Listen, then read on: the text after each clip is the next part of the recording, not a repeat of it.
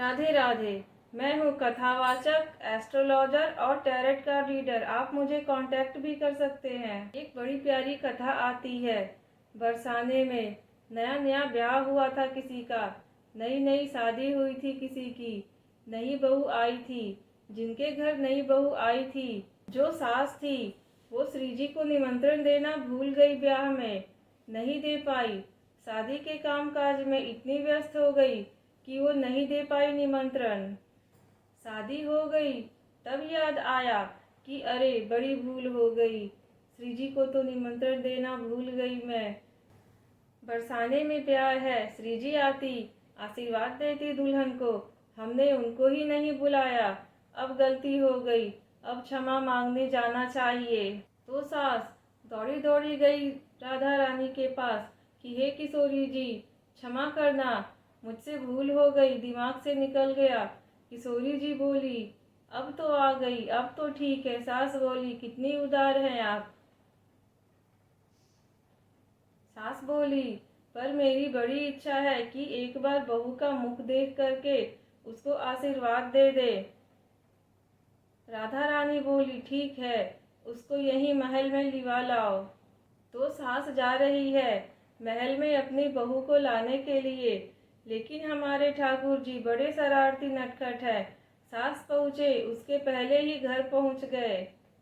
घर पहुँचकर नई बहू को कहा कि तू सो जा, सास ने कही है वो को देर लगेगी आने में, तू सो जा।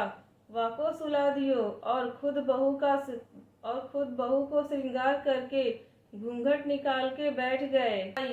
सास ने देखा, आहा कितनी मर्यादित और संस्कारी बहू है, कैसे संकोच में घूंघट निकाल कर बैठी है। सास बोली, चल। बहू ने इशारे से पूछा, कहाँ। सास बोली, तुझे हमारे बरसाने की जो ठकरानी है उनके दर्शन कराने ले चलूं, चलेगी। भीतर तो लड्डू फूट रहे हैं कि हमको आज श्री जी के दर्शन होंगे। सास बहू को लेकर चली गई श्री जी के पास। बहू ने श्री जी को हाथ जोड़कर प्रणाम कियो। तो राधा रानी ने आशीर्वाद दियो कि अपने प्रियतम की हमेशा प्रिय रहो। ठाकुर जी गदगद हो गए। वाह, इतनो बढ़ियो आशीर्वाद मिल गयो। फिर या के बाद आशीर्वाद कैसे लोगे, चरण स्पर्श करके तो लोगे। एक बार ठाकुर जी को अवसर मिला कि श्री जी के एक बार चरण स्पर्श कर ले, तो ठाकुर जी चरण स्पर्श करते हैं। श्री जी के चरण कमल को ध्याकर नैनन नीर बहाइए। ऐसा नहीं है कि भक्त ही उनके चरणों के लिए रोते हैं। एक बड़ा प्यारा चित्र है ठाकुर जी और श्री जी का। श्री जी के चरणों को अपने हाथ में रखे और उनको अपने मुख से लगाकर आंखों से झरझर आंसू बह रहे हैं।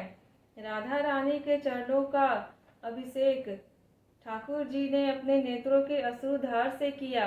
इसमें है इतना सामर्थ्य, ब्रह्मा विष्णु और महेश में भी इतना सामर्थ्य नहीं है कि श्री जी के चरणों का गुणगान कर सके। इन्हीं के चरण कमलों को ध्याकर नैनन नीर बहाइए। ऐसे चरणारविंद ठाकुर जी को स्पर्श करने को प्राप्त हुए। अश्रुधार बह चली।